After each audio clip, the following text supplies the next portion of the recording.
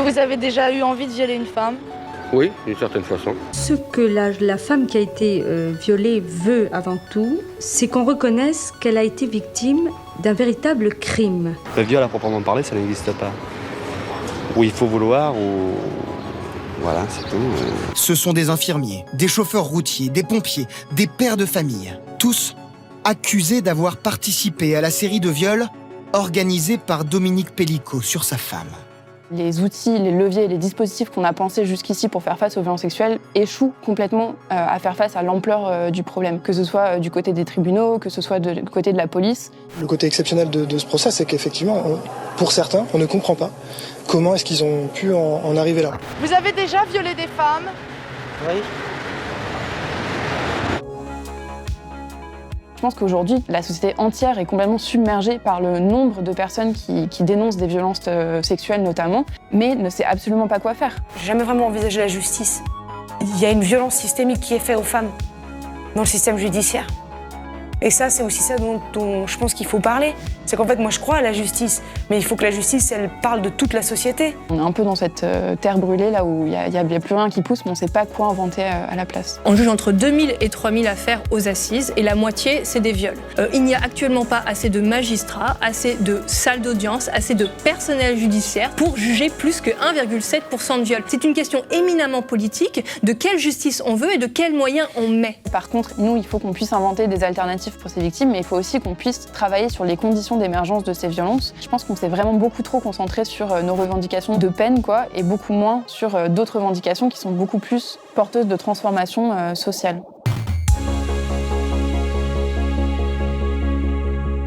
Moi, c'est Elsa Decmarceau. J'ai cofondé un collectif qui s'appelle le collectif Fracas en 2019, donc ça fait 5 ans maintenant, qui travaille sur l'entraide militante auprès d'individus et d'associations de collectifs en situation de conflit et de violence. Et particulièrement auprès de personnes ou de collectifs qui ne veulent pas ou ne peuvent pas faire appel à la police pour prendre en charge leur propre situation, les situations qu'ils traversent. Et donc nous, on s'est monté pour pouvoir accompagner ces personnes, chercher des dispositifs existants, des outils existants qui pouvaient les soutenir dans ces situations.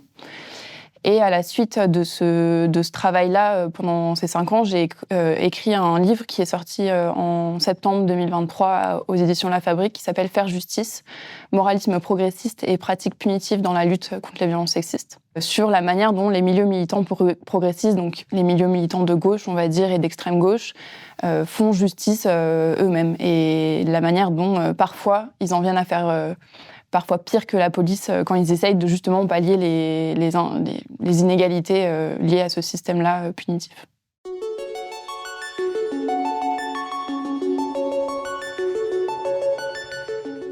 Elle est arrivée une fois de plus, ce matin, sous les applaudissements. 48e journée d'audience, dans une salle pleine à craquer. Gisèle Pellicot a pris la parole devant la cour pour la dernière fois. Je pense avoir tout dit, mais ce procès est celui de la lâcheté. Il est temps que la société patriarcale change de regard sur le viol. Je pense que c'est un procès qui... c'est déjà en train d'être dit dans les médias, mais que c'est un procès qui va faire date, puisque c'est la première fois qu'il y a autant de personnes sur le banc des accusés, que c'est une victime qui a souhaité avoir un procès ouvert, donc qui en faire une sorte de cause, peut-être pas féministe, mais une cause dans la lutte contre les violences sexistes et sexuelles. Et que c'est un procès qui touche surtout donc une 50aine de personnes qui sont vraiment monsieur tout le monde, quoi. Donc c'est là, je pense qu'on arrive à la preuve que en fait, les violeurs, c'est monsieur tout le monde. Et donc comment on peut répondre à ces situations-là quand en fait c'est des gens qui sont vraiment pas des monstres, qui sont pas des récidivistes, etc. Pour moi, le procès Pellicot, c'est un procès qui est exemplaire parce que c'est un procès ouvert et qui touche énormément de gens et qui a réussi donc à mobiliser énormément de monde par rapport au procès qui se passait jusque-là, qui dépasse, dans le public, dont l'audience dépasse les milieux féministes habituels, je dirais. Et donc, c'est un levier de mobilisation énorme pour notamment les mouvements féministes, pour faire valoir les causes qu'on porte là depuis des années, des dizaines d'années. Il y a très peu aujourd'hui de viols qui sont punis par la loi par rapport à la masse énorme du problème systémique là, dont on parle. Je pense aussi que ça souligne le fait que les outils, les leviers, les dispositifs qu'on a pensés jusqu'ici pour faire face aux violences sexuelles échouent complètement à faire face à l'ampleur du problème. Que ce soit du côté des tribunaux, que ce soit du côté de la police.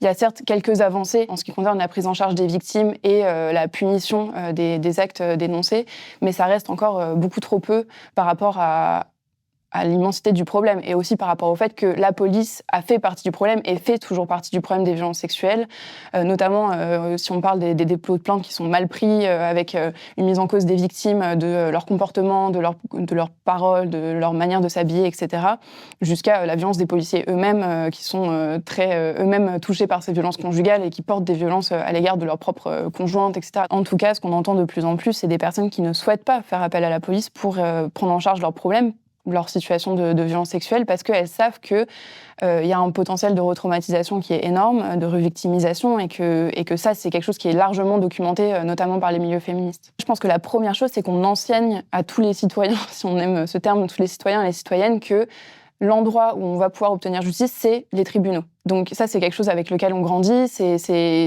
Aujourd'hui, on est entraîné à aller voir la police et les tribunaux et à déposer plainte quand on a un problème qui rentre quand même dans ce cadre-là. En France, il y a un impensé autour de qu'est-ce qu'on fait en fait de ce débordement social face auquel on se retrouve sur la question des violences sexistes et sexuelles, des victimes qui ont été encouragés, notamment par les milieux féministes, à parler de plus en plus, à prendre la parole publiquement, notamment dans les médias. Vous faites l'objet d'une procédure judiciaire sur accusation de viol.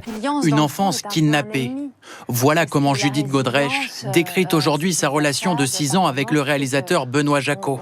Vous accusez l'acteur Gérard Depardieu de vous avoir violé 2 fois, quand vous aviez 22 ans. Et je pense qu'aujourd'hui, la société entière est complètement submergée par le nombre de personnes qui dénoncent des violences sexuelles notamment, mais ne sait absolument pas quoi faire. Et il y a aussi, je pense, une grande bataille entre le champ juridique, on va dire, qui défend son steak quand même. Eux, ils ont intérêt quand même à ce que les victimes aillent les voir et déposent plainte, etc. Mais en fait, les organisations féministes, etc., elles aussi, elles ont un enjeu à développer ce champ-là de prise en charge. Et aujourd'hui, pour l'instant, voilà, on est un peu dans cette terre brûlée, là où il n'y a plus rien qui pousse, mais on ne sait pas quoi inventer à la place.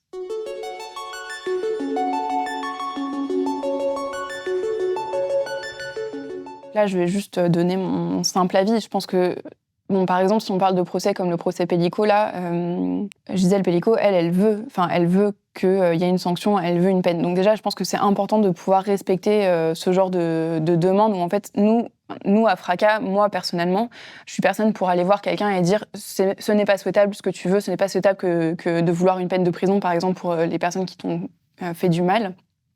Donc ça, je pense que c'est une première chose.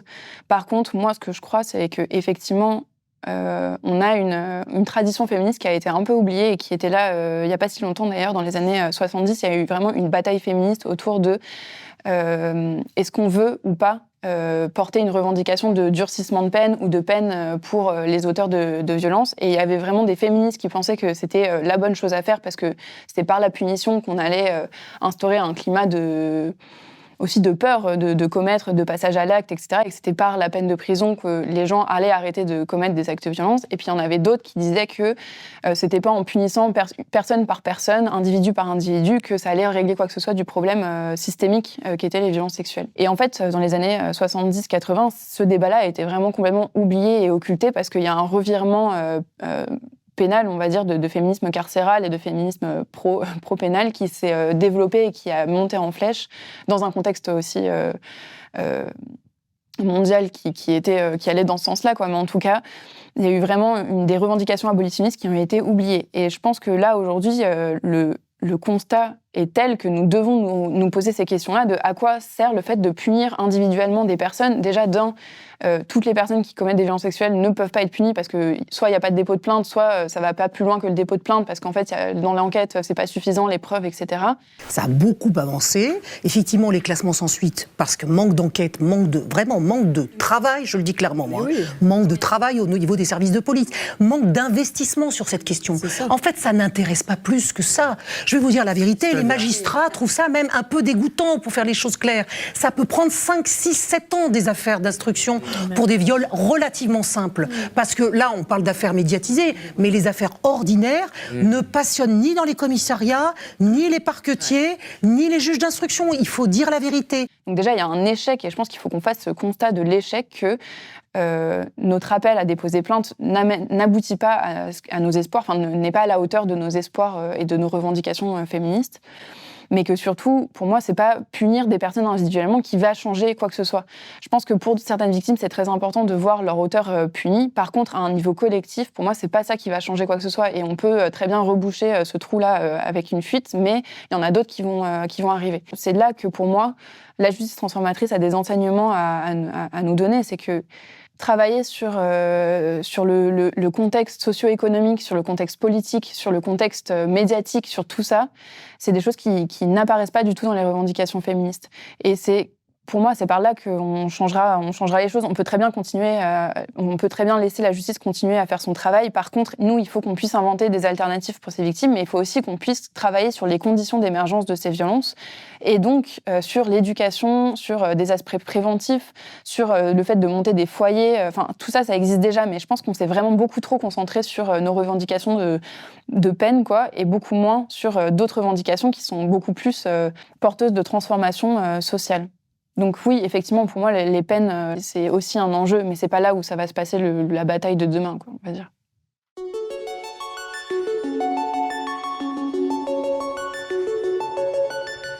J'ai l'habitude de diviser 3 types de justice, un peu dans un souci pédagogique.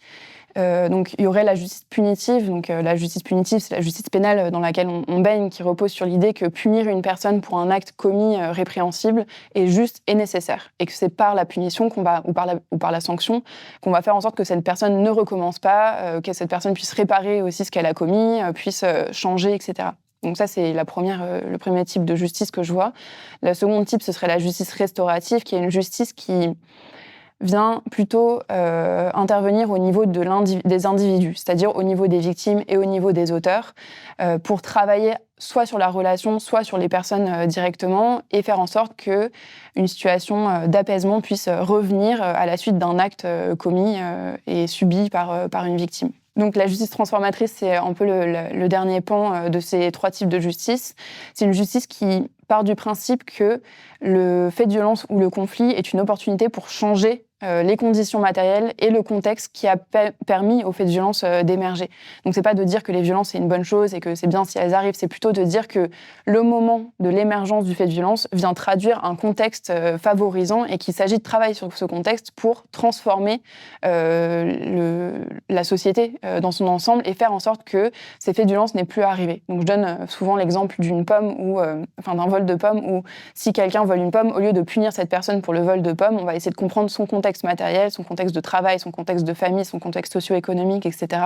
et faire en sorte de travailler sur ce contexte plutôt que de venir juste pour le punir sur le vol de pomme. Donc c'est vraiment une justice qui est profondément engagée à un niveau politique, puisqu'elle vise à travailler sur les inégalités structurelles systémiques et faire en sorte qu'on arrive à une forme de société qui soit plus juste pour tous et toutes. La différence, je dirais, entre la justice restaurative et transformatrice, c'est que la justice transformatrice est une justice vraiment purement abolitionniste. Elle a été pensée à partir des années 90 et qu'elle s'est développée depuis les années 90 plutôt aux États-Unis et au Canada, dans des communautés qui en fait n'avaient pas le choix de faire appel justement à la police pour faire face aux faits de violence qui traversaient ces communautés, parce qu'elles savaient qu'en faisant appel à la police, elles allaient faire apparaître plus de violence sur la violence, et que ça allait pas du tout régler les situations conflictuelles et de violence dans lesquelles elles étaient. They started holding workshops. One of them was in the local school. They had more than 60 disclosures. They were overwhelmed and desperate to provide counseling for the children. But what about their offenders? What were they going to do about them? We couldn't just work with the victim. We also had to work with the offender, because we felt that the offender was the core of the problem. And not only individuals, but we also had to work with the families of both. C'était des communautés qui étaient plutôt des communautés pauvres, racisées, des communautés donc plutôt des communautés militantes, antiracistes et féministes, qui ont essayé de réfléchir à Quelles sont les alternatives à la police? Qu'est-ce qu'on peut faire à part appeler la police quand on se retrouve face à des situations aussi diverses qu'une violence sexuelle ou un vol ou un carambolage? Qu'est-ce qu'on peut faire en tant que communauté pour se renforcer collectivement, apprendre de ces situations et faire en sorte qu'on devienne plus autonome sur la question de la justice? How do you feel about that now? Gets my mind sometimes. I can understand more and more. Where you learned this. To be able to say, I am an offender. It's a learned behavior, but we have to put, like you said, you have to put a stop to it. Donc c'est une justice qui se pense vraiment en dehors des institutions pénales carcérales parce que elle se veut être une force de proposition alternative pour les personnes qui ne peuvent juste pas faire appel à ces instances-là. Et donc la différence que je fais entre la justice transformatrice et restaurative, je pense déjà c'est important de dire que c'est des formes de justice qui sont complémentaires, c'est pas des choses qui sont opposées. Là où la justice transformatrice va aussi se concentrer sur les individus, elle va aussi travailler au niveau des victimes, au niveau des auteurs, mais va inclure une troisième dimension qui serait plutôt la dimension de la communauté, de la collectivité, des personnes qui sont autour. Il y a plein de manière de faire de la justice restaurative en fonction du contexte où elle se développe. Et ce qui est intéressant, je trouve, c'est qu'en France, la justice restaurative s'est beaucoup développée main dans la main avec justement le ministère de la Justice, avec les magistrats, avec les juges, etc. Notamment avec une loi qui est passée en 2014 par Taubira et qui dit que toute personne qui passe par le système de justice pénale ou la police peut faire appel à une mesure de justice restaurative. Cette situation n'est satisfaisante pour personne, ni pour la société, ni pour le condamné, ni pour la victime, ni pour la justice. Et il est machiavélique de faire croire aux gens, aux victimes, au voisinage, qu'on les débarrasse d'un délinquant sans se soucier le moins du monde de ce qu'il advient lorsqu'il revient après avoir exécuté sa peine. Donc, c'est-à-dire que toute personne qui va du côté des victimes ou du côté des auteurs, depuis le dépôt de plainte jusqu'à des années après que la prison les années de prison ont été faites, la personne peut faire appel à une mesure de justice restaurative. Et donc, c'est assez intéressant de voir que pour se développer, la justice restaurative en France a dû compter sur ces subventions-là, sur cet argent public-là, et sinon, elle n'aurait pas existé, quoi. En France, il y a plusieurs organisations qui font de la justice restaurative. Il y a l'Institut français de justice restaurative qui, elle, propose plusieurs mesures et qui travaille vraiment main dans la main avec tout un tas de parquets, de tribunaux. Et il y a aussi des associations qui sont en train, vraiment là, en ce moment, en train de naître et qui visent à proposer à des personnes qui qui ne sont pas rentrés du dépôt de plainte jusqu'au procès, qui ne sont pas rentrés dans tout ce processus, des mesures de justice restaurative. Donc, ça veut dire que je pense que c'est à peu près les mêmes pratiques, c'est juste qu'il y en a qui ont besoin d'un dépôt de plainte pour intervenir et il y en a d'autres qui interviennent auprès de la société civile. Donc il y a tout un tas de dispositifs et de mesures qui peuvent être proposées. Je pense que la principale, on pourrait dire que c'est la médiation relationnelle, avec des personnes qui vont intervenir auprès de personnes qui le souhaitent, c'est-à-dire des auteurs et des victimes qui souhaitent pouvoir rentrer en discussion dans un échange parce qu'elles ont besoin d'avoir des réponses à leurs questions, tout simplement, ou parce qu'elles ont besoin d'entendre certaines choses. Et donc la médiation relationnelle, c'est à la fois travailler avec la victime et à la fois travailler avec l'auteur sur on va avoir cet échange à un moment ou pas, parce qu'en fait on peut aussi annuler pendant le processus parce qu'on n'a plus envie, mais on va travailler avec les deux personnes séparément autour d'entretiens pour préparer justement à qu'est-ce qu'on veut dire à l'autre, qu'est-ce qu'on n'est pas prêt d'entendre, qu'est-ce qu'on est prêt à entendre, qu'est-ce qu'on souhaite demander, selon quelles conditions matérielles on a envie de rencontrer l'autre. Donc c'est vraiment se projeter dans le moment de la rencontre. Et donc ça, c'est un travail qui est fait avec les deux personnes indépendamment jusqu'à ce qu'il y ait un moment de rencontre. Après, il y a des cercles de rencontres victimes-auteurs, où là, notamment l'IFJR, donc l'Institut français de justice restaurative, propose ça. Avec des rencontres entre victimes et auteurs qui ont été victimes et auteurs d'un même fait, d'un même délit, par exemple un vol, on va dire. Et c'est des personnes qui ne sont pas victimes du même vol, de la même situation. Par contre, ils ont été victimes ou auteurs d'une situation commune. Et donc là, ils se rencontrent pour pouvoir discuter ensemble depuis leur position, qu'est-ce qu'ils ont vécu, qu'est-ce que ça a eu comme répercussion sur leur vie. Et ça permet de se décentrer de sa position et parfois d'avoir des réponses que l'autre peut nous apporter, même s'ils ne sont pas concernés par les mêmes faits. Donc, qu'est-ce qu'on fait des gens qui ne veulent pas changer ? C'est une très bonne question. parce que nous, donc je vais répondre avec plusieurs casquettes, mais donc nous, au sein de Fracas, on ne peut pas accompagner des gens qui ne veulent pas être accompagnés. Ça se base sur le volontariat. Et en fait, c'est comme aller chez le psy. Si on me force à aller chez le psy, il n'y a pas grand-chose qui me garantit que je vais effectivement profiter de cet accompagnement. Donc c'est la même chose pour nous, c'est-à-dire qu'on ne peut pas forcer qui que ce soit à participer parce qu'on n'a pas le pouvoir coercitif de la police. Il y a ça aussi, c'est qu'on ne peut pas faire planer des sanctions sur la personne. En tout cas, on ne le souhaite pas. Je sais qu'il y a des associations féministes de justice transformatrice qui acceptent, elles, d'essayer de rallier la personne en contactant les personnes qui sont autour, en contactant son entourage pour que l'entourage puisse pousser la personne à participer. Je pense aussi que c'est possible d'assumer le fait, et nous on ne le fait pas, mais c'est possible d'assumer le fait de mettre la pression à quelqu'un en disant si tu ne fais pas ça, tu ne viendras plus à tel ou tel endroit, on a contacté tel ou tel lieu, et en fait ils sont d'accord de nous soutenir que si tu fais pas cet accompagnement, tu pourras pas venir. Je pense qu'il faut se poser la question à rebours. C'est pas qu'est-ce qu'on fait des gens qui ne veulent pas changer, c'est comment on produit un contexte qui soit favorable pour que les gens aient envie de changer. Et en fait, aujourd'hui, si on regarde concrètement, que ce soit dans les tribunaux ou dans les communautés militantes dans lesquelles je travaille, rien n'est mis en place pour que les gens aient envie de reconnaître des choses qu'on leur reproche. Rien. Et en fait, ils ont tout intérêt à ne pas le faire. Parce que si, au sein d'un tribunal, tu reconnais que tu as commis telle ou telle chose, dans 90% des cas, ta peine sera d'autant plus lourde. Si au sein des communautés militantes ou en fait de la société en général, tu reconnais des choses qu'on te reproche, la peine n'en sera que plus lourde. Et en fait, la reconnaissance aujourd'hui de faits n'est pas du tout valorisée, n'est pas du tout protégée ou mise en avant. Donc je fais des interventions dans les milieux militants progressistes, les milieux militants de gauche. Et ça arrive souvent que des gens viennent nous voir en nous disant « je reconnais telle chose » ou « j'ai reconnu telle chose ». Mais en fait, ce qui m'arrive derrière, c'est aussi grave que si j'avais rien reconnu du tout. Et il y a quand même du harcèlement, il y a quand même de l'exclusion, il y a quand même tout ça. Et donc, je pense qu'il faut se poser la question de comment, collectivement, on peut valoriser ces paroles-là, comment on peut les prendre en compte aussi le fait que, oui, c'est dur de s'avouer même à soi-même qu'on a commis tel ou tel acte. C'est quoi la preuve que la personne a changé? Et moi, par exemple, dans les accompagnements que je propose, oui, ça arrive qu'on accompagne des auteurs, mais rien ne nous garantit qu'à la fin, l'auteur ne recommencera pas, parce qu'on ne peut pas avoir ce genre de garantie.